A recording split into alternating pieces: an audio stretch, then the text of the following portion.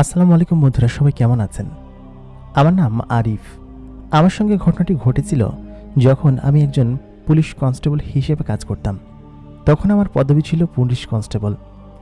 বর্তমানে আমি police ASI হিসেবে নিয়োগপ্রাপ্ত আছি এবং আমি প্রমোশন পেয়ে এই পর্যায়ে এসেছি। কিন্তু যখন আমি কনস্টেবল ছিলাম তখন আমার সঙ্গে একটি ঘটনা ঘটেছিল যা কিনা আমার হৃদয়ে এখন পর্যন্ত দাগ কেটে রাখে এবং এখন পর্যন্ত সেসব কথা মনে পড়লে আমার খুবই খারাপ লাগে। পরিমেয়েটাকে আমি কিভাবে পেয়েছিলাম সেটা আপনারা শুনলে সকলেই সত্যি অবাক হবেন এবং এটা সম্ভবত আমার ভাগ্যেই লেখা ছিল। প্রিয় দর্শক, সবাই কেমন আছেন? স্বাগত জানাচ্ছি দ্য মেগাবক্সের নতুন আরও একটি এপিসোডে। আজকের গল্পে আমরা শুনব আরিফের জীবনের ঘটনা। আরিফের সঙ্গে কি ঘটেছিল এবং কিভাবে সে পরীটাকে পেয়েছিল এবং পরবর্তীতে তার সাথে কি ঘটেছিল সেগুলো জানতে হলে আমাদের সঙ্গেই থাকুন। বরাবরের মতোই কণ্ঠে আমি আরজি ইমরান আপনাদের সঙ্গে আছি এবং আপনারা দেখছেন দ্য মেগাবক্স। মেগাবক্স এখন পর্যন্ত সাবস্ক্রাইব না করে থাকলে এখনই নিচে থাকা রেড বাটন প্রেস করে মেগাবক্স সাবস্ক্রাইব করে রাখুন। সেই সাথে ভিডিওটা ভালো লাগলে অবশ্যই একটি কমেন্ট করে যাবেন। তাহলে চলুন বেশি কথা বাড়াবো না, আমরা সরাসরি ঘটনায় চলে যাই। আমার নাম আরিফ। আমি পেশায় একজন পুলিশ কনস্টেবল। আমি সার্ভিসে ঢুকেছি প্রায় 5 বছর হয়ে গিয়েছে। আমি তখন পর্যন্ত বিয়ে করিনি। আমার আব্বা মা আমাকে বাড়ি থেকে বিয়ে করার জন্য অনেকবার বলেছে, তবে আমি বলেছি যে আর কিছুদিন যাক, তারপর করব। সার্ভিস করতে ভালোই লাগছে, বিয়ে শাদী করলে একটা আলাদা বিষয়, আর তখন আমার বেতনও কম ছিল। ঘটনার সময়কাল 2004। আমি তখন ঢাকার একটা জায়গায় পোস্টিং ছিলাম। পরবর্তীতে আমাকে ট্রান্সফার করে এমন একটা জায়গায় দেওয়া হলো যা দেখে সত্যি আমার মেজাজটা এত পরিমাণ খারাপ হয়েছিল যে বলে বোঝানো সম্ভব না। ওই সময়টাতে এরকম একটা আচমকা ট্রান্সফার পাবো সেটা সত্যি অবাক করার মতো বিষয় ছিল। আমি তখন স্যারকে বললাম যে স্যার, এরকম একটা অবজপরাগায় আমাকে দেওয়ার মানে কি? এতদিন আমি ঢাকায় ছিলাম, ঢাকায় থাকতাম। তখন তিনি বললেন, তোমার নামে ব্যাড রিপোর্ট আছে, আর তাছাড়া তুমি ঢাকার ক্রাইটেরিয়া পূরণ করতে পারছো না, এই জন্য পুলিশ এসপি তোমাকে ওইখানে দিয়েছে, সেহেতু এতে আমার কোনো হাত নেই।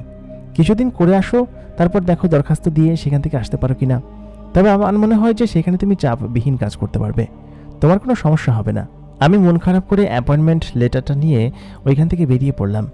বেরিয়ে বাসায় গিয়ে মাকে বললাম, বিয়ে শাদিটা মনে হয় এবার আর করা হচ্ছে না, কারণ আমাকে এমন একটা জায়গায় ট্রান্সফার করেছে, সেইখান থেকে কি করতে পারবো জানি না। এতদিন তো ঢাকায় তোমাদের সাথে ছিলাম, কিন্তু এখন সেখানে যেতে হবে, দেখি সেখানের পরিবেশ কি, তারপর ফিরে না হয় বিয়ে শাদী করে নিব। তোমরা মেয়ে দেখতে থাকো, আমি আগে সেখানে গিয়ে দেখি। যদি এমন হয় সেখানে আমাকে 1-2 বছর থাকতে হবে আর অন্যান্য জেলায় থাকতে হবে, মনে হয় না ঢাকায় আমাকে আর দিবে, সেহেতু বিয়ে শাদী করাই যায়। এটা বলে আমি 2 দিন পরে যেখানে আমার ট্রান্সফার হয়েছে সেখানের বাসের টিকিট কেটে রাত্রেবেলা বাসে উঠলাম। সকালবেলা সেখানে আমাকে নামিয়ে দিবে।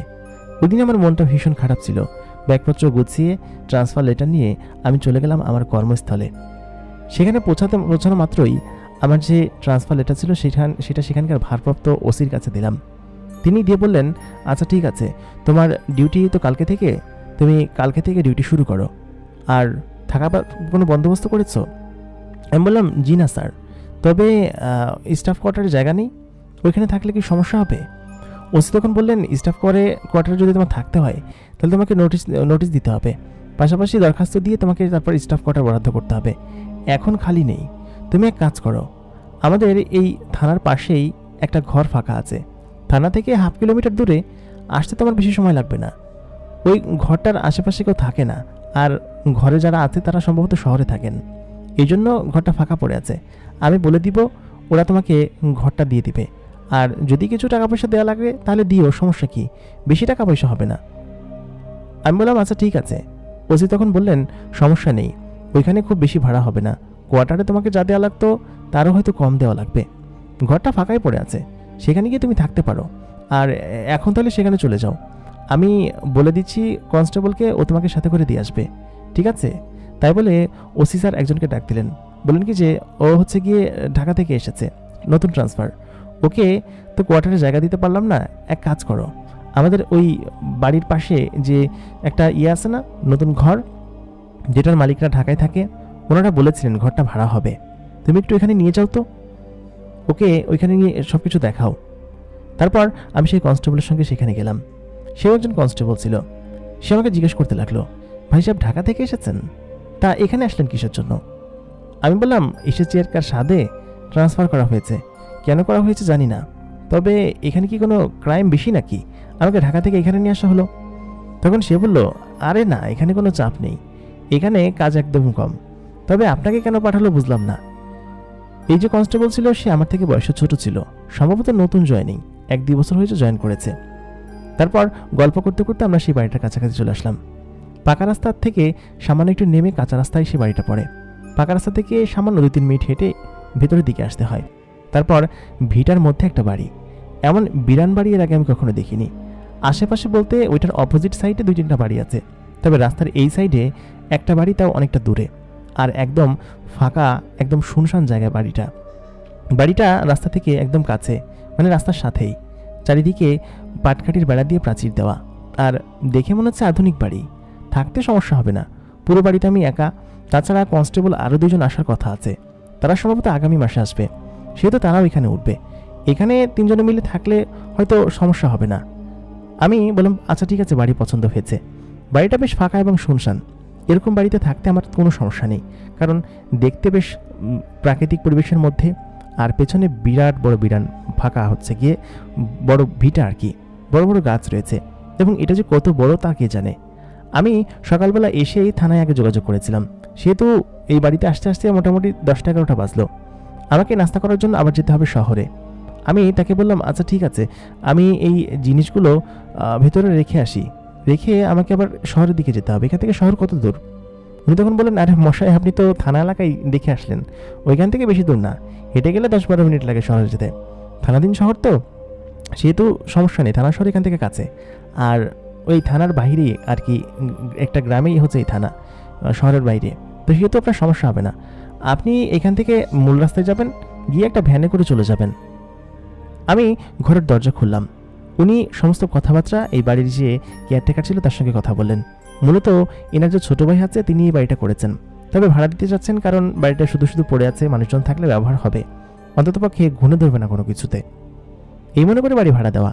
আমি বাড়ির ভিতরে ঢুকলাম, সত্যি খুব সুন্দর বাড়িটা করেছে, এবং এখানে থাকতে মন্দ হবে না, সমস্ত কিছু আছে, আমার নতুন করে কিছু করা লাগবে না, খাট, আলনা, বাক্স, আলমারি সব কিছুই আছে। এরকম একটা রেডিমেড বাড়ি পাওয়াটা আসলে ভাগ্যের ব্যাপার। আমি এসেই পেয়ে গিয়েছি, আর এখান থেকে থানা খুব বেশি দূরে না, আমরা হেঁটেই এসেছিলাম। সেহেতু আমি বাড়িটা পছন্দ করে ভেতরে ঢুকলাম, জামা কাপড় সব ছেড়ে পাশেই একটা কুয়ো ছিল, সেই কুয়োয় গোসল করতে গেলাম। পুকুরটা বেশ বড়, তবে বেশ শান বাঁধানো হলে ভালো হতো। পুকুরে গোসল করার আমার অভ্যাস আছে, আর গ্রামে এসে এরকম ঠান্ডা পরিবেশে কল আছে, তবে কলের চেকবল নষ্ট, কলটা ঠিক করতে হবে। চারিদিকটা আমার কাছে বেশ ভালোই লাগছিল। আগামীকাল থেকে আমাকে ডিউটি জয়েন করতে হবে। গোসল করে এসে বাসায় এসে প্যাকেটে থাকা রুটি বের করে খানিকটা খেয়ে তারপর শুতেই কেমন যেন ঘুমিয়ে পড়লাম। প্রায় বিকেল বিকেল হয়ে আসলো, আমার ঘুম ভাঙলো। ঘুম থেকে উঠে দেখি প্রায় বিকেল হয়ে এসেছে। উঠে ঘরে তালা মেরে বাইরে বেরিয়ে আসলাম, কারণ বাজারের দিকে একটু যেতে হবে, সন্ধ্যার দিকে আশপাশটা একটু ঘুরে ফিরে দেখা আসা যাবে। তাই মনে করে আমি রাস্তার উপর উঠে আসলাম। 2জন অপরিচিত লোক আমার দিকে এগিয়ে এসে বললেন যে, আপনাকে এলাকায় নতুন দেখা যাচ্ছে। আমি বললাম, জি, আমি আপনাদের থানার নতুন কনস্টেবল, এখানে এসেছি, নতুন জয়েন করেছি। দেখে বোঝা গেল যে পুলিশকে অনেক ভয় পায় এরা, এই জন্য একটু তোষামোদি করতে লাগলো। একজন ভ্যানওয়ালা তো অতি আগ্রহ নিয়ে আমাকে শহর পর্যন্ত এগিয়ে দিলেন, এবং ভাড়াও নিতে চাইলেন না। আমি বললাম, ভাড়া নেবেন না কিসের জন্য? পুলিশ হয়েছি বলে কি ভাড়া দিব না নাকি? তার মানে বোঝা গেল এখানকার পুলিশরা নিশ্চয়ই এদের কাছ থেকে ভাড়া দেন না এবং ভাড়া নেনও না। তাই বলে আমি দেব না তাই হয় নাকি? আমি ভাড়া মিটিয়ে এদিক ওদিকে ঘুরতে লাগলাম। বেশ খানিকটা ক্ষুধা লেগেছিল, একটা হোটেলে ঢুকে খেয়ে নিলাম। তবে আমার ইউনিফর্ম পরা ছিল না বলে লোকটা বুঝতে পারেনি যে আমি পুলিশ। পুলিশ হলে বোধ হয় এরাও তোষামোদি করত। খাওয়া দাওয়া শেষ করে একটা সিগারেট ধরিয়ে আশপাশটা একটু ঘোরাঘুরি করতে লাগলাম এবং দেখতে লাগলাম। দেখলাম মোটামুটি ভালোই, অতটা অজপাড়া গাও না, তবে আমি যে জায়গা থাকি সেই জায়গাটা একদমই অজপাড়া গা। প্রথম আমার কাছে খারাপ লেগেছিল, এত বছর শহরে থেকে এসেছি, আর গ্রামে থাকার অভ্যাস আমার আছে। শুরুতে তো আমি গ্রামেই ছিলাম, তারপর না হয় শহরে গিয়েছি। তারপর এইরকম করেই আমি সারা বাজার ঘুরে বাড়িতে চলে আসলাম। যাই হোক, বাড়িতে ফিরতে ফিরতে প্রায় রাত 9টা বাজলো। বেশি দেরি করলে চলবে না। আমি খেয়াল করলাম কোনো বিদ্যুৎ নেই, আর এই সময়টাতে বিদ্যুৎ না থাকাটাই স্বাভাবিক, গ্রামের মতো এরকম একটা অঞ্চলে সন্ধ্যার পরে বিদ্যুৎ চলে যায়, বাজারেই বিদ্যুৎ নেই, তার এরকম একটা জায়গায় বিদ্যুতের দূরের কথা। তারপর আমি আমার যে মোমবাতি ছিল মোমবাতির সাথে করে নিয়ে এসেছিলাম, কারণ জানতাম যে এখানে বিদ্যুৎ থাকবে না, আর হারিকেন সমস্ত কিছু গোছাতে হবে। সাথে করে একটা লাইটও নিয়ে এসেছিলাম, তবে লাইটে চার্জ নেই, লাইটে চার্জ দিতে হবে। মোমবাতি জ্বালিয়ে খানিকক্ষণ বসে থেকে তারপর ঘুমিয়ে পড়লাম। প্রথম রাত একটু যেন কাটলো, কারণ আননোন জায়গা, এরকম একটা ভোরো পরিবেশ, সেহেতু একটু আননোন লাগারই কথা। ঘুম ছাড়া হলো। পরের দিন ভোর হলো এত চমৎকার ভোর যে বলে বোঝানো সম্ভব না। সত্যি খুব চমৎকার ভোর, এরকম ভোর খুব কমই দেখেছি। চারিদিকে পাখির কুচকাওয়াজ এবং এরকম সুন্দর একটা প্রাকৃতিক পরিবেশে ঘুম ভাঙা ভাগ্যের ব্যাপার। আমি উঠলাম, উঠে আমার ইউনিফর্ম পরে নিলাম। পরে মাথায় আসতেই লোকজন আবার এগিয়ে আসলেন, বললেন কি যে বাবু মনে হয় নতুন এসেছেন, তাই না? দেখে বোঝা গেল এখানে লোকজন কনস্টেবল কিংবা অফিসারের মধ্যে তফাৎ করতে জানেন না। আমি বললাম হ্যাঁ। তা থানায় যাবেন? বললাম হ্যাঁ, থানায় যাব। থানাটা বলতে বলতে একজন লোক মোটরসাইকেল নিয়ে এগিয়ে আসলেন, বললেন কিছু চলেন আপনাকে এগিয়ে দিয়ে আসি। আমি দিকেই যাচ্ছি, যাই হোক উঠে পড়লাম। তিনি আমাকে বললেন কোথায় উঠেছেন? আমি বললাম এই যে এখানের একটা বাড়ি আছে ফাঁকা, ওই বাড়িতেই। লোকটা বেশ ভালো সুবিধার কথা বললেন না, বললেন কি যে বিরান জায়গায় আছেন, একটু সাবধানে থাকেন। আমি বললাম কি ভূতের ভয় নাকি? তিনি বললেন ভূতের ভয় থাকতেই পারে, তবে এরকম শুনশান জায়গায় থাকেন, ভূতের ভয় তো একটু থাকা স্বাভাবিক, তাই না? আমি বললাম মশাই আমি ভূতে ভয় পাই না, ভূত তেমন আমার ভয় লাগে না, তবে মানুষকে ভয় লাগে। বলতে বলতেই থানা চলে আসলো। থানায় আমি জয়েন করলাম। সারাদিন ডিউটি করে সন্ধ্যার পরে বাড়িতে ফিরলাম। প্রথম দিন ডিউটি বেশ ভালোই ছিল, এলাকায় তেমন ক্রাইম নেই। দু একটা তদন্তে ওসি সাহেবের সঙ্গে গেলাম, আর এসআই যারা ছিল তারাও তাদের নিজেদের কাজে বেরিয়েছে, সেহেতু আজকে বেশি কাজ ছিল না। আমি সন্ধ্যার সময় বাড়িতে চলে আসলাম। বাড়িতে এসে খাবারগুলো বের করে খেতে লাগলাম, কারণ ফেরার পথে রাতের খাবার নিয়ে এসেছিলাম। খাবার খেতে একটু সমস্যা হবে হয়তো, এখানকার চুলা এখন পর্যন্ত জ্বালাইনি আমি, আমাকে হোটেলে খেতে হবে। আর ক্যাম্পে এখনও সেরকম সুযোগ হয়নি, আর কি ক্যাম্পে জায়গা নেই। যদি জায়গা হয় তাহলে ক্যাম্পে চলে যাব, কারণ এখানে একা থাকা, তারপর আবার খাবার দাওয়ার বেশি সমস্যা হচ্ছে। এগুলো ভেবেই আমি মূলত একটু ইতস্তত বোধ করছিলাম। যাই হোক ওদিন রাত্রেবেলা খাবার খাওয়া শেষে আমি 8টা-9টার দিকেই ঘুমিয়ে পড়লাম, কারণ ওই যে বিদ্যুৎ থাকে না সন্ধ্যার পরে, এটাই হচ্ছে মূল সমস্যা। আমার ঘুম খানিকটা গাঢ় হলো, তবে আচমকা ঘুম ভেঙে গেল একটা অদ্ভুত আওয়াজে। আমি খেয়াল করলাম আমার পেছনে থাকা যে জঙ্গলটা, মানে বাড়ির পেছনে যে জঙ্গল, সেই জঙ্গল থেকে কারোর পায়ের শব্দ ভেসে আসছে, মচমচ করে পাতা পাড়িয়ে কেউ যেন যাচ্ছে, এরকম একটা শব্দে ঘুম ভেঙে গেল। তখনই সেই মোটরসাইকেলওয়ালার কথা মনে পড়ল, ভূতের ভয়। আশেপাশে কোনো ভূত নেই তো? আমার আবার এসব তেমন একটা ভয় লাগে না। আমি সঙ্গে সঙ্গে উঠে পড়লাম, উঠে কান খাড়া করে শব্দ শুনতে লাগলাম। কচমচ শব্দের সঙ্গে সঙ্গে একটা নুপুরের শব্দ কানে ভেসে আসছিল। অদ্ভুত বিষয়, নুপুরের শব্দ কেন কানে ভেসে আসবে? কারণ এখানে জানা মতো নাকি আশেপাশে কোনো মানুষজন নেই, আর রাত তখন প্রায় গভীর, 1টার বেশি হবে। এই সময়ে এই জঙ্গলের ভিতর নুপুর পাই দিয়ে কে যাচ্ছে? বেশ গভীর শব্দ। খানিকক্ষণ বাদে আমি ওই পেছন সাইডের জানালাটা খুলে দিলাম। জানালাটা খুলে দিতেই হু হু করে ঠান্ডা বাতাস ঘরের ভিতরে আসতে লাগলো। যেহেতু ছিল গরমকাল, আর গরমের ভিতরে জানলা লাগিয়ে ঘুমিয়েছি, কারণ এই পাশটা হচ্ছে জঙ্গলের সাইড। লোকটার কথা ফেলে দেওয়ার মতো নয়, এই সাইডে ভূত পেতনি কিছু থাকতেই পারে, সেই ভয়ে আমি লাগিয়ে রেখেছিলাম। তবে এবার খুলে দিতে বেশ খানিকটা স্বস্তি পেলাম, কারণ গরম থেকে খানিকটা মুক্তি মিলল। এদিক দিয়ে হু হু করে ঠান্ডা বাতাস আসছিল। খানিকক্ষণ বাদে এক ধরনের অন্যরকম ঘ্রাণ আমার নাকে ভেসে আসতে লাগলো। এরকম সুঘ্রাণ, এটা কিসের ঘ্রাণ? এটা কি কোনো আতর, নাকি কোনো পারফিউম, নাকি কোনো ফুলের ঘ্রাণ? অদ্ভুত মায়াবী সেই ঘ্রাণ, যে ঘ্রাণ একদম মাতম করে দেয়। আমার কাছে মনে হচ্ছিল যেন আমি একদম পারফিউমের স্বর্গে কিংবা ফুলের বাগানে শুয়ে আছি। কি অদ্ভুত সেই সুঘ্রাণ, পাশাপাশি সেই নুপুরের শব্দ তীব্রভাবে আমার কানে ভেসে আসছিল। যাই হোক, ওই নুপুরের শব্দ এবং সেই তীব্র ঘ্রাণের ভেতরে আমি ঘুমিয়ে পড়লাম। ওই রাতে আমার তেমন কোনো সমস্যা হলো না। আমি পরের দিন উঠে আবার ডিউটিতে চলে গেলাম।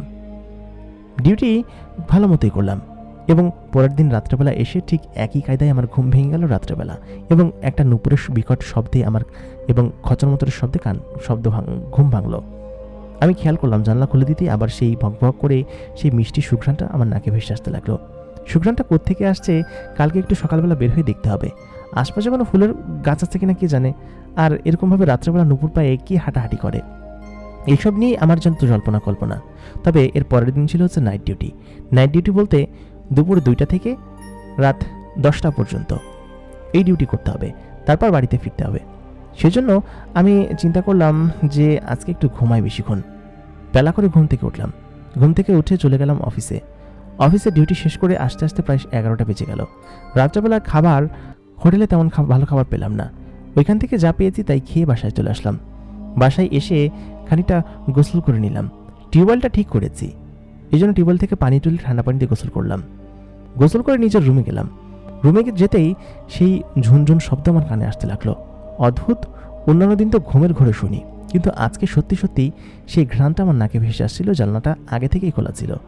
আমি খেয়াল করলাম কেউ একজন দৌড়ে আমার জানলার পাশ দিয়ে বেরিয়ে গেল, তবে জানলা থেকে বেশ খানিকটা দূরে। তার নুপুরের পায়ের শব্দ আমার কানে খুব তীব্রভাবে ভেসে আসছিল। আমি সঙ্গে সঙ্গেই চোখ বোলাতে দেখলাম একটা আলো দৌড়ে অনেকটা দূর থেকে চলে গেল, এবং সেই আলোটা ছিল খুবই তীব্র এবং খুবই চমৎকার আলো, এবং খুবই অন্যরকম আলো আর কি। সেটা স্বাভাবিক আলোর মতো না, এরকম সাদা ধপধপে এবং চকচকে এর আলো আমি কখনো দেখিনি। আমি সঙ্গে সঙ্গে ঘর থেকে বেরিয়ে গেলাম। এখানে কে? কোনো মেয়ে নাকি? আমি নুপুরের শব্দ ফলো করে সামনে এগিয়ে যেতে লাগলাম। বেশ খানিকক্ষণ সামনে আগালাম, কিন্তু কারোর শব্দ পেলাম না। আমার হাতে যে টর্চ লাইটটা ছিল সেটা জ্বালিয়ে আমি একটু একটু করে আগাচ্ছিলাম। খানিকটা আগানোর পরেই এই জঙ্গলের এই যে বড় বড় গাছ ছিল সেটা শেষ হয়ে একটু ঘন জঙ্গল পড়ল। মানে মনে হয় না কেউ এদিকে আসে, এবং ছোট ছোট গাছ দিয়ে ভরা আর কি। আমি একটু সামনে এগোতেই খেয়াল করলাম বেশ খানিকটা দূরে দুটা বড় আলো দেখা যাচ্ছে, এবং সেটা নিচ থেকে উপর পর্যন্ত উঠে গেছে। সেই ধবধবে এবং চকচকে আলো, যে আলোগুলো আমার নজর কাড়ল। আমি বেশ খানিকক্ষণ সেখানে তাকিয়ে রইলাম। আলোটা এরকমভাবে জ্বলছে কোত্থেকে সেটা আমাকে খুঁজতেই হবে। আমি যত সামনে যাচ্ছিলাম যেন সেই ঘ্রাণটা আরও তীব্র হয়ে আমার নাকে বাজছিল। কিছুই বুঝতে পারলাম না ঘ্রাণটা কোত্থেকে আসছে। আমি খানিকটা এগিয়ে যেতেই হতভম্ব হয়ে গেলাম, কারণ আমি খেয়াল করলাম পেছন থেকে লম্বা চুলওয়ালা এবং খুবই অদ্ভুত রকমের এক নীল জামা পরা দুটো মেয়ে অন্যদিকে মুখ করে দাঁড়িয়ে আছে, এবং তাদের চেহারার কিঞ্চিত অংশ দেখা যাচ্ছে। কান এবং চেহারার এক পাশ দেখা যাচ্ছে। তাদের পায়ে রয়েছে এক ধরনের স্বর্ণালী নূপুর।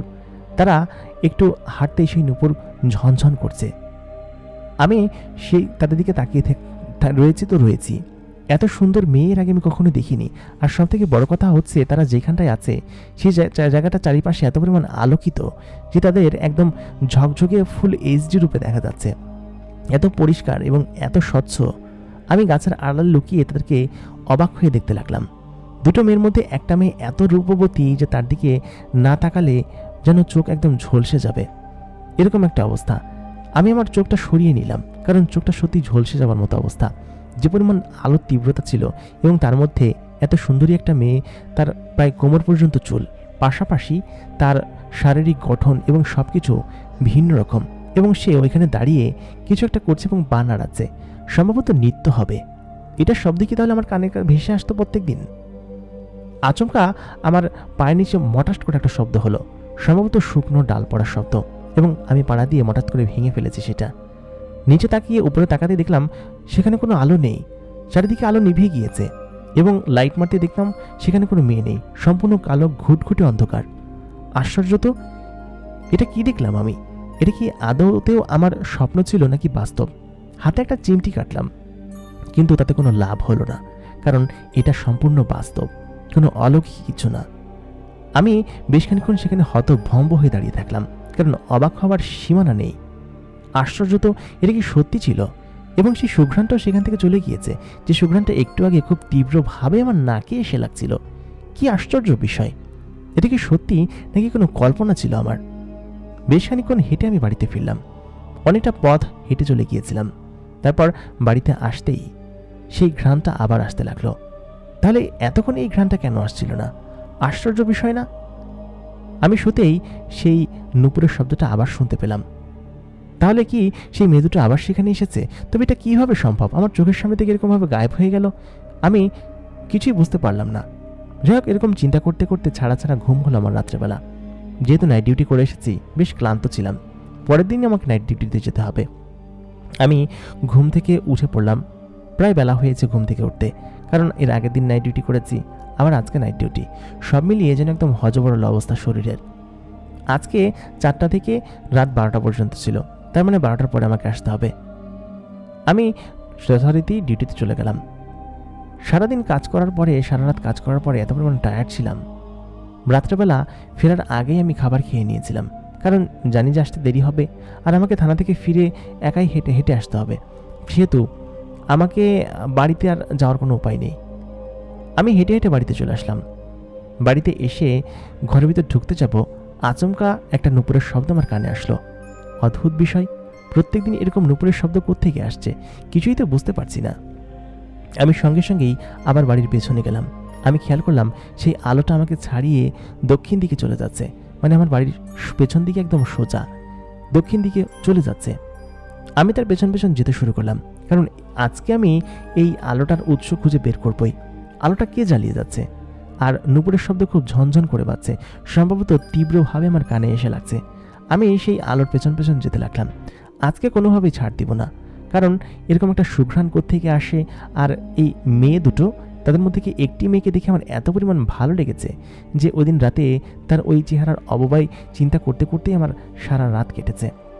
আজকে সারা দিনও ঠিক সেরকমভাবেই কেটেছে, খুব একটা ভালো লাগেনি, কারণ মেয়েটাকে দেখে সত্যি আমার খুব পছন্দ হয়েছে।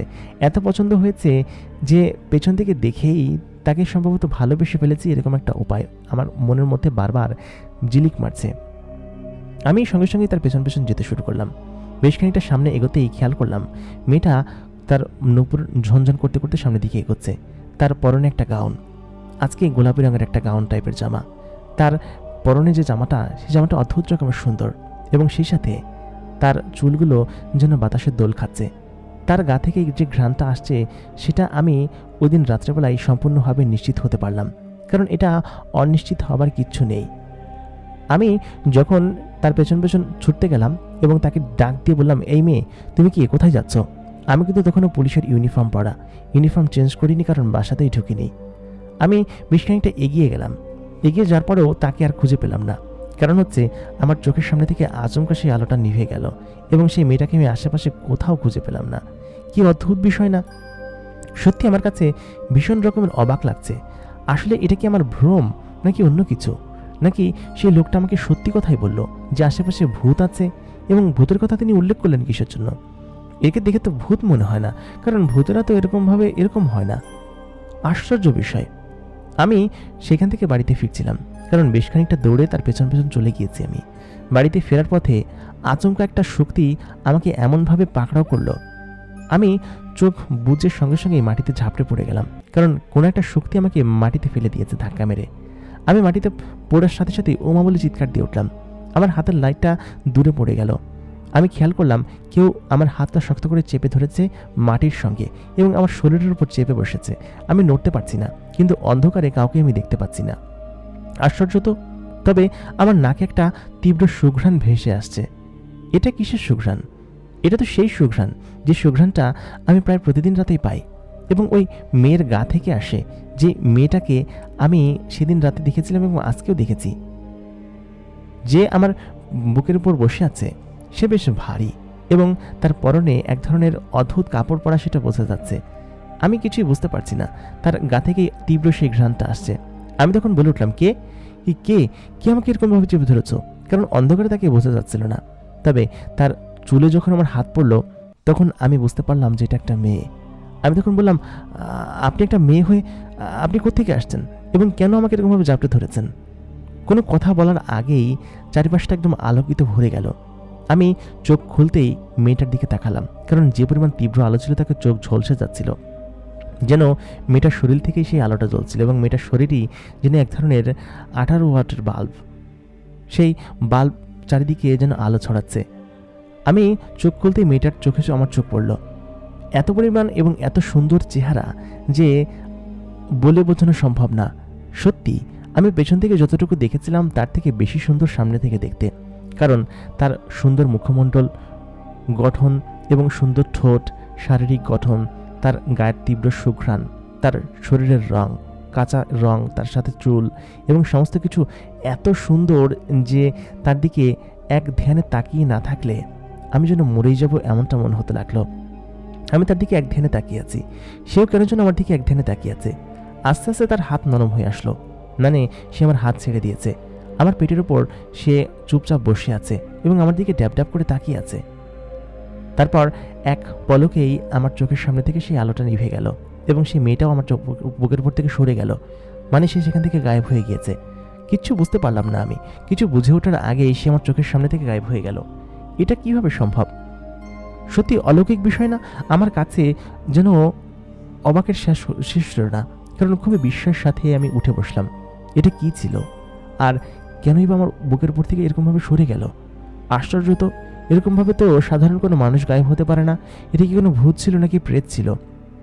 আমার গলা শুকিয়ে আসলো, ভীষণ ভয় পেলাম। আমি টর্চ লাইটটা উঠিয়ে সঙ্গে সঙ্গে সেখান থেকে দৌড়ে ঘরে চলে আসলাম। আমি প্রচণ্ড ঘামছিলাম, বাইরে থেকে প্রচণ্ড পরিমাণ বাতাস আসছিল। আজকের বাতাসে সেই ফুলের সুঘ্রাণটা নেই। তবে আমি এত পরিমাণ ঘামছি কিসের জন্য? ভয়ে নাকি অন্য কোনো কারণে? কিছু বুঝতে পারছি না। ওই দিন রাতে আমার একদমই ঘুম হলো না। প্রায় সারা রাতে আমি নির্ঘুম কাটালাম, কারণ প্রচণ্ড টায়ার্ড থাকা সত্ত্বেও ঘুম যদি না আসে তার মানে বোঝা যায় যে নিশ্চয়ই কোনো কিছু দেখে ভয় পেয়েছি। পরের দিন আমার প্রচণ্ড পরিমাণ জ্বর চলে আসলো শরীরে, কারণ এর আগের দিন যা দেখেছি তাতে শরীরে জ্বর আসারই কথা। সৌন্দর্য দেখে জ্বরে ভুগছি নাকি মেয়েটা কোনো মানুষ নাকি কোনো ভূত প্রেত সেটা ভেবে জ্বরে ভুগছি আমি জানি না। তবে আমার জ্বর আসলো প্রচণ্ড পরিমাণে। এই জ্বরের ভিতরে আমাকে কে দেখবে সেটাই হচ্ছে শঙ্কার বিষয়। আমি ওসি সাহেবকে জানালাম যে ডিউটিতে আসতে পারবো না, কারণ শরীর খারাপ করেছে। ওসি সাহেব বললেন, নতুন জায়গায় এসেছো এই জন্য হতে পারে, তবে সাবধানে থেকো। আর তুমি তো ভাই একা, বিয়ে শাদী করছো না কিসের জন্য? বিয়ে শাদী করে পরিবার গঠন করো, পরিবার নিয়ে থাকো। আমি বললাম যে হ্যাঁ, বিয়ে শাদী তো করতে হবে, তবে ঢাকায় মাকে একটা ফোন দিতে হবে। ওসি সাহেবের কাছ থেকে ফোনটা নিয়ে আমি ঢাকায় ফোন করলাম। আমার মা শুনে তো একদম কাঁদো কাঁদো অবস্থা। বললো কি যে, বললাম একটা বিয়ে করিয়ে দিই, কিন্তু কোনো কথাই তুই শুনিস না। এরকম করলে কি হবে? তুই চলে আয় ঢাকায়, আর ঢাকায় এসে বিয়ে করে একবার নিয়ে যা। আমি বললাম, মা সদ্য জয়েন করেছি, এখন ছুটি দিবে না। আমি ভালো আছি, তবে সেই সময় আমি জ্বরে ভাজা পড়া হচ্ছিলাম। ওসি সাহেব আমাকে দুপুরের খাবার কিনে দিয়ে গেলেন এবং রাত্রেবেলা বললেন যে তোমাকে ক্যাম্প থেকে খাবার দিয়ে যাবে। যে কদিন অসুস্থ আছো সেই কদিন ক্যাম্প থেকে খাবার আসবে, তোমাকে আর কষ্ট করে কিছু করতে হবে না, ঠিক আছে? আমার অসুস্থ মুখ নিয়ে বললাম কি যে আচ্ছা ঠিক আছে, তাহলে সেটাই করুন। তারপর তিনি চলে গেলেন। সারাদিন আমার সেরকমভাবে ঘোরের মধ্যে কাটলো। বারবার শুধু সেই মেয়েটার চেহারা আমার চোখের সামনে স্পষ্টত হচ্ছিল, কারণ মেয়েটা ছিল অদ্ভুত রকমের পরীর মতো সুন্দরী এবং এত সুন্দর চেহারা যে আমার তাকে দেখে চোখে যেন তাক লেগে যাচ্ছিল। সারাটা দিন এরকমভাবেই কাটলো। সন্ধ্যার পরে যেন জ্বর আরও বেশি তীব্রভাবে আসলো। যে খাবারগুলো দিয়ে গিয়েছিল সেই খাবারগুলো খেতে পারিনি। কিছুক্ষণ বাদে থানা থেকে একজন লোক আসলেন। তিনি আমার পরিচিত এবং আমার কলিগ। এসে বললেন, ওসি সাহেব তোমার জন্য খাবার পাঠিয়েছেন। এসে বললেন, আগের খাবারগুলোই তো খাওনি, নতুন করে আবার এরকমগুলো খাবারগুলো রেখে যাব? তিনি বললেন যে, কি ব্যাপার, খাচ্ছ না কিসের জন্য? আমি বললাম কি যে, খাবো কিভাবে, খাবার পেটে ঢুকছে না। তারপর আমি বললাম, ভাই আপনিই খান, আপনি ক্যাম্পে গিয়ে আবার খাবেন, তার থেকে ভালো এখান থেকে খেয়ে যান, নাহলে খাবারগুলো নষ্ট হবে। তিনি আমাকে প্লেটে কতগুলো খাবার তুলে দিয়ে নিজে খেতে লাগলেন আর বলেন, খান। কয়েকটা খাবার মুখে তুলে প্রায় বমি বমি ভাব, তারপর আর কিছু খেতে পারলাম না। তারপর তিনি আমাকে ওষুধ দিয়ে গেলেন। ওষুধ দিয়ে বললেন কি যে, থাকেন ভাই, চলে যাই, এবং সমস্ত কিছু নিয়ে তিনি সেখান থেকে চলে গেলেন। সারা রাত আমার জন্য অন্যরকম একটা ঘোরের ভিতরে কাটছিল, কারণ প্রচণ্ড পরিমাণ জ্বর ছিল শরীরে আর কোনো কিছুই ভালো লাগছিল না। রাত তখন 2টার কাছাকাছি হবে। আমার হাত ঘড়িতে ওইরকমই বাজে। আচমকা আমার ঘুম ভেঙে গেল। আমি খেয়াল করলাম আমার পায়ের কাছে কেউ একজন দাঁড়িয়ে আছে, তবে তাকে স্পষ্ট বোঝা যাচ্ছে না যে সে কে। জ্বরের মধ্যে ঠিকমতো বুঝতে পারছি না। খানিক্ষণ বাদে সেই অববাইটা আমার কাছে এগিয়ে আসলো এবং আমার পুরো ঘরটা অন্যরকম এক তীব্র ঘ্রাণে ভরে গেল। আমার বুঝতে বাকি রইল না, এটা নিশ্চয়ই সেই মেয়েটি যাকে কিনা আমি বারবার স্বপ্নে দেখছি এবং সেদিন নুপুর পরা অবস্থায় দেখেছি এবং আমার গায়ের উপর চড়েছিল। তাহলে কি এটা সেই মেয়ে? আমি কাবা কাবা কণ্ঠে বললাম যে, আপনি কে এবং আপনি এখানে কেন এসেছেন, কিভাবে আসলেন? তখন আমি সম্পূর্ণ জোরের ঘরে। মেয়েটা আমার কাছে আসলো, কাছে এসে আমার মাথায় হাত বুলালো। আমার কেন যেন ভালো লাগছিল। হাত বুলিয়ে আমার কাছে একটা পানীয় এগিয়ে দিলেন। মেয়েটার গা থেকে তখন অনবরত আলো বের হচ্ছিল, কিন্তু তাকে স্পষ্ট বোঝা যাচ্ছিল না, হালকা একদম ডিম আলো। আমার পাশে যে সে বসে আছে সেটা বোঝা যাচ্ছে, তার গা থেকে যে অদ্ভুত ঘ্রাণ আসছে সেটাও বোঝা যাচ্ছে। গতদিন আমি তার হাতটা ধরেছিলাম, যদিও সে আমাকে চেপে মেরে ফেলার একদম উপক্রম, তবে গলার যখন টিপ দিল তখনই তার হাতের নমনীয়তা বুঝতে পেরেছিলাম। আর আজকে যখন সে আমার মাথায় হাত বোলালো তখন আজকে তার হাতের নমনীয়তা বোঝা যাচ্ছে। আমি খুব আগ্রহ নিয়ে তাকে বললাম যে আপনি কে। মেয়েটা তখন আমাকে বলল, আপনি অনেক অসুস্থ, সম্ভবত ভয় পেয়েছেন তাই না, এই জন্য আপনার শরীরে জ্বর চলে এসেছে, আপনি চুপচাপ থাকুন। তারপর সে আমাকে একটা সরু বোতল জাতীয় কোনো কিছু একটা দিলেন আমার দিকে এগিয়ে। বোতলের ভিতর কী ছিল জানি না, তবে তরল জাতীয় কোনো একটা পানীয় ছিল। আমাকে সেই তরল পানীয়টা খেতে বললেন। আমি সেটা খেলাম। খাবার পরে আমার চোখের সামনে কেমন যেন সব ধোঁয়াশা হয়ে আসছিল। আমি বললাম, আপনি আমাকে কী খাওয়ালেন? কেমন যেন অন্যরকম লাগছে। তারপর আমার চোখ দুটো লেগে আসলো। মেয়েটা আমার চোখের সামনে থেকে আস্তে আস্তে যেন মুছে যাচ্ছিল। তারপর আমি তীব্র ঘুমের জগতে ডুবে গেলাম। কতক্ষণ ঘুমিয়েছি জানি না, তবে ঘুম ভেঙেছে পরবর্তী দিন প্রায় বিকেলের দিকে। আমাকে ডাকার জন্য থানা থেকে লোক এসেছিল, তবে আমাকে নাকি বাইরে থেকে ডেকে দেখেছে যে আমি ঘুমাচ্ছি, জানলা দিয়ে দেখে চলে গিয়েছে। ঘুমের ঘরে আমাকে আর ডাকেনি তেনারা। তারপর আমি উঠে দেখি যে আমি সম্পূর্ণরূপে প্রায় সুস্থ হয়ে গিয়েছি, তবে মাথাটা বেশ খানিকটা ভার হয়ে আছে। গতরাতে যে গড়া ঘুম দিয়েছি, এই ঘুমের পরে মাথা ভার হওয়াটা স্বাভাবিক। আমি বিছানা থেকে মাথায় তুলতে পারছিলাম না। বেশ খানিকটা কষ্ট করে বিছানা থেকে উপরে উঠে বসলাম। তখনও শরীরে দুর্বল ভাব রয়েছে, তবে শরীর থেকে জ্বরটা সম্পূর্ণভাবে চলে গিয়েছে, আর জ্বর ভাবও হচ্ছে না। খাওয়া দাওয়া করিনি, এজন্য বোধহয় দুর্বলতাটা রয়ে গিয়েছে। আমি উঠে পড়লাম। উঠে তারপর ঘরের দরজা খুলে বাইরে বের হলাম। ঘরে তালা দিয়ে ঘুমিয়েছিলাম, কারণ অন্যের বাড়ি যদি কোনো কিছু চুরি হয়ে যায় তাহলে তো সমস্যা। তালা খুলে বাইরে বের হয়ে কল চাপে ভালো মতো গোসল করে নিলাম। গোসল করার পর একদম ফ্রেশ লাগছিল। তখন বিকেল বিকেল ভাবছিল এবং ঠান্ডা ঠান্ডা পরিবেশ ছিল। সব কিছু কেমন যেন অদ্ভুত রকমের লাগছিল।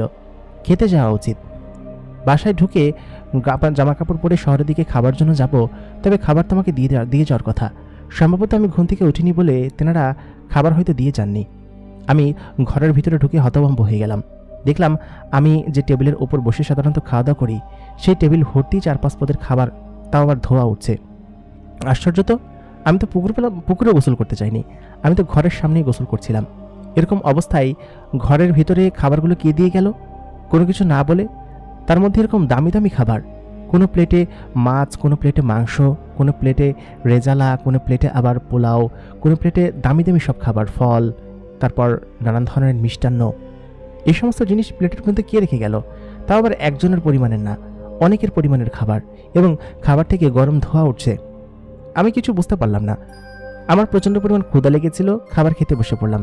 কে দিয়ে গিয়েছে, কেন দিয়ে গিয়েছে সেসব ভাবার সময় নেই, কারণ এত পরিমাণ ক্ষুধা এবং পানি পিপাসা লেগেছে। আমি সেখানে থাকা একটা গ্লাসের শরবত খেয়ে নিলাম। সেটা ছিল যেন অমৃতের থেকেও মিষ্টি এবং অন্যরকম স্বাদের। আমার কাছে কেমন যেন সত্যি অদ্ভুত লাগছিল এই খাবারগুলো দেখে। আমি এত পরিমাণ খেলাম যে আমার পেট ফেটে যাওয়ার জোগাড়। আমি যে গতকালকে অসুস্থ ছিলাম সেটা একদমই আমার মনে রইল না। আমি সেই মেয়েটার কথা ভাবতে লাগলাম। আচ্ছা, গত রাতে কী হয়েছিল আমার সঙ্গে? মেয়েটা কি সত্যি সত্যি এসেছিল, নাকি আমার কল্পনা ছিল সেটা? আমি কি সত্যি সত্যি সেটা দেখেছি, নাকি আমার মাথায় আসলে কিছুই আসছিল না? এটা কি সত্যি সত্যি কল্পনা ছিল নাকি বাস্তব? আমি সেগুলো রিমেম্বার করতে লাগলাম। তারপর দেখলাম খাবারগুলো কি দিয়ে গেল। আমার আজকে ডিউটিতে জয়েন করার কথা ছিল, তবে আজকে যেহেতু সুস্থ লাগছে যেতে পারলেই ভালো। আমি খাবারগুলো ঢাকা দিয়ে চলে গেলাম থানার দিকে।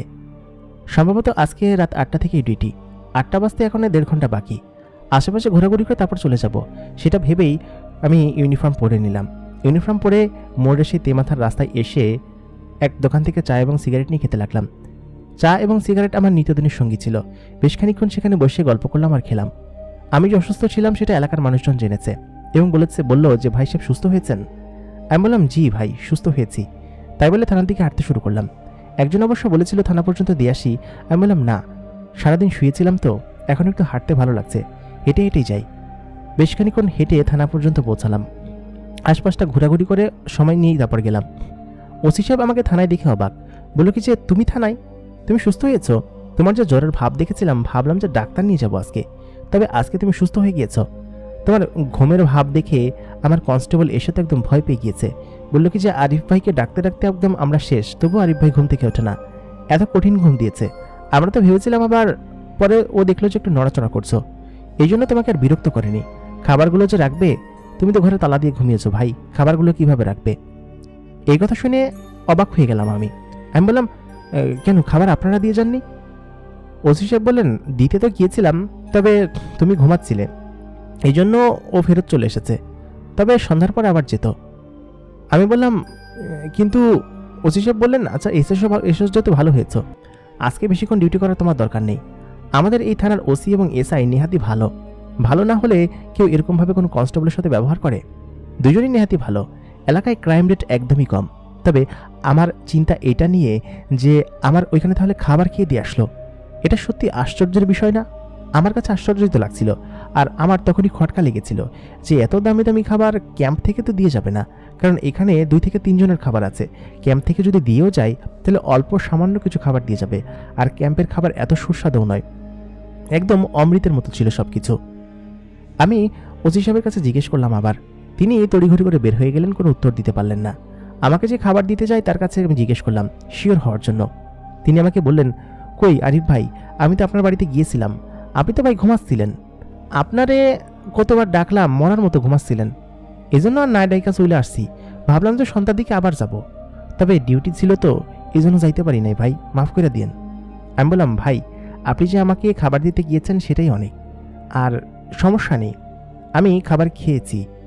তাই বলে আমি সেখান থেকে চলে গেলাম নিজের কেবিনে, যেখানে আমি সাধারণত বসি। আমার এখানে সব দায়িত্ব মোটামুটি ফিক্সড, আর যেহেতু আমি একজন সিনিয়র কনস্টেবল, সেহেতু এখানের দায়িত্ব অন্যান্য সকল কনস্টেবল থেকে একটু বেশিই ছিল আমার।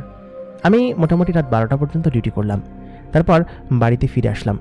বাড়িতে এসে আমি অবাক হলাম, কারণ হচ্ছে বাড়িতে এসে খাবারগুলো তখনও ঢাকা দেওয়া ছিল, কিন্তু আমি খাবারগুলো থেকে উপরের প্লেটটা সরিয়ে সত্যি হতভম্ব হলাম, কারণ খাবারগুলো থেকে তখনও ধোঁয়া উঠছিল, আর মনে হচ্ছিল যে খাবারগুলো কে যেন আবার নতুন করে রেখে গিয়েছে। এটা সম্পূর্ণ আশ্চর্যজনক বিষয় না? আমার কাছে আবার আশ্চর্য লাগতে শুরু করলো। কিঞ্চিত ক্ষুধা লেগেছিল বলে আমি আবার খাবার খেয়ে নিলাম। খেয়ে সেখানে ঢাকা দিয়ে আমি নিজের কক্ষে চলে গেলাম। এবার কক্ষে গিয়ে সত্যি আমি অবাক হলাম, কারণ কক্ষের ভেতরে সেই ঘ্রাণটা তখনও তীব্রভাবে ছড়িয়েছিল। চারিদিকে যেন ঘ্রাণে কাবু কাবু হয়ে যাচ্ছিলাম। যাই হোক, সেই ঘ্রাণের ভিতরেই আমি মেয়েটার কথা চিন্তা করতে করতে ঘুমিয়ে পড়লাম, কারণ মেয়েটাকে যে আমি সত্যি সত্যি পছন্দ করে ফেলেছি সেটা বলার অপেক্ষা রাখে না। তবে মেয়েটা যে কোনো স্বাভাবিক মানুষ না সেটা আমি বুঝতে পেরেছি। সে নিশ্চয়ই কোনো প্রেতাত্মা বা ভূত টুত হবে। তবে প্রেতাত্মা বা ভূত এরকম হয়, এত শান্তশিষ্ট এবং ভালো, যদি ভালো হয় তাহলে আমি তাকে ভালোবাসতে রাজি আছি, এবং তার প্রেমে আমি পড়ে গিয়েছি সেটা আমি খুব ভালোভাবে বুঝতে পারছি। আচমকা রাত আবার ওরকম 1টা-1:30টার দিকে আমার ঘুম ভেঙে গেল নুপুরের শব্দে। আমি সঙ্গে সঙ্গে উঠে পড়লাম। আমি জানালাগুলো খুলেই ঘুমাই এখন। ঘুম থেকে উঠে খেয়াল করলাম জানালা থেকে প্রায় 15-20 হাত দূরে একটা মেয়ে দাঁড়িয়ে আছে এবং জানালা দিকে আমাকে দেখছে, আমার দিকে এক নজরে তাকিয়ে আছে। আমি সঙ্গে সঙ্গে জানালার কাছাকাছি গেলাম।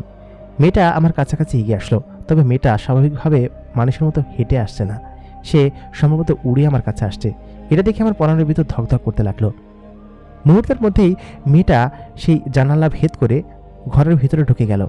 আশ্চর্য তো, জানালা ভেদ করে কেউ ঘরের ভিতরে কিভাবে ঢুকতে পারে? তার মানে এ কি সত্যি কোনো প্রেতাত্মা বা ভূতটুত হবে? আমার সত্যি খুব ভয় লাগতে শুরু করলো। আমি ভয়ে ভয়ে তখন পেছন দিকে সরে কাচুমাচু হয়ে বসেছিলাম এক কোণার দিকে।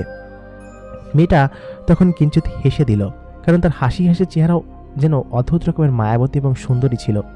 তার চোখের গঠন, চুলের গঠন, শারীরিক গঠন, প্রত্যেকটা জিনিস ছিল একদম ভিন্ন এবং অন্যরকম। মেয়েটা আমার কাছাকাছি এগিয়ে আসলো, এগিয়ে এসে বলল যে, আপনি কি চাচ্ছেন বলুন তো, আর আপনি কেন আমাকে ফলো করছেন বারবার? আমি তখন বললাম, আপনি কে? মেয়েটা তখন খুব সরলভাবে উত্তর দিল যে, আমি কে তার আগে আপনি আমাকে বলুন যে আপনি আমাকে কেন বিরক্ত করুন, আর আপনি কেনই বা আমার পিছু নিয়েছিলেন সেদিন এরকমভাবে। আমি তখন বললাম, আচ্ছা গতরাত্রে কি আপনি আমার কাছে এসেছিলেন? মেয়েটাকে দেখে আমার ভয়ের থেকে তার প্রতি ভালোবাসাটা বেশি জাগছিল। মেয়েটা তখন বলল, হ্যাঁ, গতকালকে আমি আপনার কাছে এসেছিলাম। আপনি সম্ভবত ভয় পেয়েছিলেন আমাকে দেখে, এবং আমি কেন জানি না আপনাকে মারতে পারিনি সে রাতে, কারণ আপনাকে দেখে আমার চোখ আটকে গিয়েছিল। এটা কিসের জন্য আমি জানি না, তবে আপনি কেন আমার প্রতি এরকমভাবে আগ্রহ দেখাচ্ছেন বলুন তো? আমাকে কেন বিরক্ত করছেন? আমি আবার জিজ্ঞেস করলাম, আপনি কে বলুন তো, এবং আপনাকে দেখে স্বাভাবিক কোনো মানুষ মনে হচ্ছে না। আমি যে এত সাহস কোথায় পেলাম জানি না, তবে তার সঙ্গে এরকমভাবে কথা বলছিলাম। মেয়েটা আমার কাছাকাছি এগিয়ে আসলো, এগিয়ে এসে আমার বিছানার এক কোণায় বসলো। মেয়েটার গা থেকে তীব্র ঘ্রাণ আসছিল ভকভক করে। আমি একথা জিজ্ঞেস করতে সে বলল, আমি আপনাদের জগতের কেউ না, আমি হচ্ছে একটা পরী, জিন জগৎ থেকে এসেছি। প্রায় দিনই আমি এখানে আসি, এবং এখানে শুনশান হবার কারণে কেউ থাকে না। আমি এবং আমার বান্ধবী মিলে এখানে নৃত্য করি। আমার নাচতে খুব ভালো লাগে এবং নৃত্য আমার খুব পছন্দের, এই কারণে এখানে আমি আসি। এখানে কোনো মানুষজন থাকে না, তবে আপনি আসার পর থেকে আমি খুব বিরক্ত হচ্ছিলাম। শুধু বিরক্ত না, আপনি এখানে এসে আমার পিছু নিতে শুরু করলেন। সেটাতে আমি ভেবেছিলাম যে আপনার কোনো একটা ক্ষতি করব, আমার অন্যান্য জিন বন্ধুদেরকে দিয়ে। তবে কেন জানি না এর পরের দিন রাত্রে আপনার দিকে তাকিয়ে আমি আর চোখ ফেরাতে পারিনি। আমি তখন সঙ্গে সঙ্গে বলেই ফেললাম যে আমি সম্ভবত আপনাকে ভালোবেসে ফেলেছি। আপনাকে আমি দেখিনি এর আগে স্পষ্টত এত সুন্দরভাবে, তবে আপনার প্রতি আমার ভালোবাসাটা যেন তীব্রভাবে প্রকাশ পাচ্ছে। আমি সত্যি আমার হার্টকে বোঝাতে পারছি না কিছুতেই। আপনি পরিহন বা যাই হন, আপনাকে আমি সত্যি খুব ভালোবেসে ফেলেছি এই কয়েকদিনে। পরিমেয়টা তখন বলল, দেখুন, আমরা পরীরা স্বাভাবিক মানুষের মতো জীবনযাপন করতে পারি না। আপনাকে যদি আমাকে ভালোবাসতে হয় তাহলে আমার সঙ্গে আমাদের জগতে চলে যেতে হবে এবং সেখানে গিয়ে আমার সঙ্গে থাকতে হবে। আমি মানুষের দুনিয়ায় থাকি না, কারণ মানুষজন খুব খারাপ হয়। আপনাকে দেখে আমার খারাপ লেগেছিল, মনে হয়েছিল যে আপনাকে আমি মেরে ফেলবো এবং যেভাবেই হোক আপনাকে ভয় দেখিয়ে এখান থেকে তাড়িয়ে দিব। কিন্তু কেন জানি আপনার দিকে তাকিয়ে আমার আর সেই ইচ্ছাটা হলো না। আপনাকে আমার খুব পছন্দ হয়েছে, সেই পছন্দ থেকেই আপনার প্রতি আমার ভালো লাগা কাজ করেছে। না হলে কোনো মানুষকে এখন পর্যন্ত আমি টলারেট করি না, আমি তাকে যেভাবেই হোক ক্ষতি করার চেষ্টা করি। কিন্তু আপনাকে দেখে আমার সেই ফিলিংসটা জাগেনি, জেগেছে অন্য ফিলিংস। সম্ভবত আপনার যে ফিলিংস জেগেছে সেই ফিলিংসটাই, আপনাকে আমি পছন্দ করে ফেলেছি। এই কথা শুনতে আমার মনের ভিতরে যেন অন্যরকম একটা ঘড়ি বেজে উঠল, একদম টিংটং ঘড়ি। আমার মনের ভিতরে যেন ভালোবাসায় দোল খাচ্ছিল তখন। এটা যে আদতেও সত্যি নাকি মিথ্যে আমি কিছু বুঝতে পারছিলাম না। আমি তখন মেয়েটাকে বললাম, আপনার হাতটাকে আমি ধরতে পারি, কারণ আমি সত্যি বুঝতে পারছি না যেটা সত্যি নাকি মিথ্যে। মেয়েটা তার হাত আমার দিকে বাড়িয়ে দিল। আমি তখন তার হাত ধরে অবাক হচ্ছিলাম, যেন চকচকে কোনো স্বর্ণ আমার হাতের উপর রাখা। আমি তখন তাকে বললাম, মাশাআল্লাহ, এত সুন্দর হাত এবং নরম হাত এর আগে আমি কখনো ধরিনি, সত্যি তুমি অনেক সুন্দর। মেয়েটা তখন বলল, তোমাকে আমার খুব ভালো লেগেছে, চলো আমার সঙ্গে আমার জগতে যাবে। আমি কোনো কিছু না বলেই বললাম কি যে হ্যাঁ চলো, তোমার জগতে আমি যাব। মেয়েটার সঙ্গে কথা বলে এবং তার প্রতি আমার আগ্রহ যেন তীব্রভাবে প্রকাশ পাচ্ছিল। এই জগৎ, এই পুলিশের চাকরি, সরকারি চাকরি, এই সমস্ত জিনিস আমার তখন কেমন যেন অন্যরকম লাগছিল। সব থেকে মোহ লাগছিল মেয়েটার ভালোবাসা, কারণ সে আমাকে বলেছে সে আমাকে ভালোবাসে। তার হাত ধরতেই আমাকে সে তার কাছে টেনে নিল এবং আমাকে তার বুকের সাথে জড়িয়ে ধরল। এটা আদতেও বাস্তব নাকি মিথ্যে আমি তখন পর্যন্ত বুঝতে পারছিলাম না। মেয়েটার তীব্র শরীরের ঘ্রাণ আমাকে যেন পাগল করে তুলছিল। আমি তখন তাকে জড়িয়ে ধরলাম। জড়িয়ে ধরার খানিকক্ষণ বাদে নিজেকে আবিষ্কার করলাম সেই ঘরের বাইরে ভিন্ন একটা জায়গায়, এবং সেই জায়গাটার মধ্যে একটা ছোট্ট ঘরের মতো জায়গা ছিল। চারিদিকে সম্পূর্ণ ফাঁকা, দূর দূরান্তে গাছপালা এবং একটা সুন্দর নদী পাশ দিয়ে বয়ে গিয়েছে। নদী নাকি খাল বলতে পারবো না, তবে পাহাড়ের পাশ বেয়ে যেরকম ঝর্ণা বয়ে যায় ঠিক সেরকম ঝর্ণার মতো এই ছোট্ট অগভীর নদীটি বয়ে চলেছে। আমার কাছে যেন জায়গাটা স্বপ্নের মতো লাগছিল। মেয়েটা আমাকে বলল, এখানে আমি থাকি এবং আমার বাড়ি এখান থেকে বেশ খানিকটা দূরে। আমি এখন চাইলে তোমাকে আমার ওইখানে নিতে পারবো না, তুমি আমার সঙ্গে এখানেই থাকবা, ঠিক আছে? থাকতে পারবা? আমি বললাম, জি পারবো। আমি মেয়েটার সঙ্গে সেখানে বসবাস করতে লাগলাম। তবে মেয়েটার ভালোবাসা আমাকে এত পরিমাণ পাগল করে ফেলেছিল যে আমার বাড়ির কথা সত্যিই কিছু মনে রইল না। আসলে তো মনে থাকার কথা না, কারণ এরকম একটা সুন্দরী মেয়ে যার ভালোবাসা যদি আপনি পান, সত্যি কথা আমি কসম কেটে বলছি, আপনার বাড়িতে যাওয়ার ইচ্ছে কখনোই যাবে না। মেয়েটা প্রত্যেকদিন আমাকে নিজের হাতে খাইয়ে দিত এবং সেই ভালো ভালো খাবার ওই আমার জন্য ওই টেবিলের উপর রেখে গিয়েছিল, কারণ ও যে আমাকে পছন্দ করত। ও আমাকে প্রথম দেখাই পছন্দ করে ফেলেছিল যেদিন আমার বুকের উপর চেপে আমাকে মারার জন্য উঠেছিল। সেদিনের পর থেকে ও আমাকে প্রচণ্ড পরিমাণ ভালোবেসেছে। আমি সেখানে যাওয়ার পর হতভম্ব হয়ে গিয়েছিলাম, কারণ জায়গাটা ছিল সত্যি কল্পনার মতো সুন্দর। কয়েকদিন কাটবার পরে মেয়েটার বান্ধবী আছে, এসে বলে কি যে একটা মানুষকে তুই এখানে নিয়ে এসেছিস। এই কথা শুধুমাত্র আমি শুনেছি, এর পরবর্তীতে তারা কি কথোপকথন করেছে সেটা আমি জানি না। তার সঙ্গে আমার সেখানে সংসার করাকালীন সময়ে আমার সমস্ত সময়টা খুব অসাধারণ কেটেছে এবং এত ভালো সময় এর আগে আমার কোনোদিন কেটেছে কিনা আমি জানি না। সে আমাকে সবসময় খাইয়ে দিত, আমাকে সবসময় আদর যত্ন করত, আমি যেটা বলতাম সেটা সে আমাকে এনে দিত। এরকম করে বেশ কয়েক মাস সময় সেখানে কেটে গেল। কিভাবে যে কেটে গেল আমি বলতে পারবো না। আমি মেয়েটাকে বললাম, তুমি যেখানে থাকো আমি সেখানে থাকবো, কারণ মেয়েটা ম্যাক্সিমাম টাইমে আমার কাছে থাকতো না। এই জায়গাটা কেন যেন আমার কাছে অন্যরকম লাগতো। ও আমাকে বলতো ওইখানে নিয়ে যাওয়া যাবে না, কারণ ওইখানে মানুষের যাওয়া নিষেধ আছে, তুমি যদি আমার সঙ্গে থাকতে চাও তাহলে এখানেই থাকতে হবে। আমি এর মাঝখানে একদিন বলে ফেলেছিলাম যে চলো আমরা ওইখানে গিয়ে থাকি, তুমি যখন থাকবা আমার সঙ্গে এসে ওইখানে থাকবো, আমি তো এখানে একাই থাকি। ও আমাকে তখন বলল, আমি মানুষকে ভয় পাই, মানুষের জগতে যেতেও ভয় পাই, তবে ওইখানটা ফাঁকা বলে আমরা ওইখানে বিচরণ করতাম। যেখানে মানুষ থাকে সেখানে আমরা থাকি না, তোমার এখানে তো মানুষ যাতায়াত করে আর আশেপাশে বাড়ি ঘর দৌড় আছে, এই জন্য আমি ওখানে যাব না। তোমার এখানে থাকতে কোনো সমস্যা? আমি বললাম, না, কোনো সমস্যা নেই। তারপর এরকম করে প্রায় 6 মাসের মতো সেখানে কেটে গেল। এই 6 মাস আমি আমার বর্তমান জায়গা থেকে নিখোঁজ ছিলাম। আমি যেদিন ওইখান থেকে পরিটার হাত ধরে চলে আসি, এর পরবর্তীতে আমাকে অনেক খোঁজাখুঁজি করা হয়েছে। আমার বাবা মা এসে এই এলাকার সকলকে তো একদম তোলপাড় করে ফেলবে। আমার ছেলে হারিয়ে গিয়েছে, নিখোঁজ হয়ে গিয়েছে, আমার নামে আমাদেরই থানায় ডায়েরি হয়েছে, নিউজ হয়েছে, কত কিছু হয়েছে। এই সমস্ত কিছু আমি চলে যাওয়ার পর আমার এলাকায় এরকমভাবে হয়েছে। কিন্তু আমি যে এখানে মজমস্তি করছি, ফুর্তি করছি, সেটা তো আর তারা জানে না।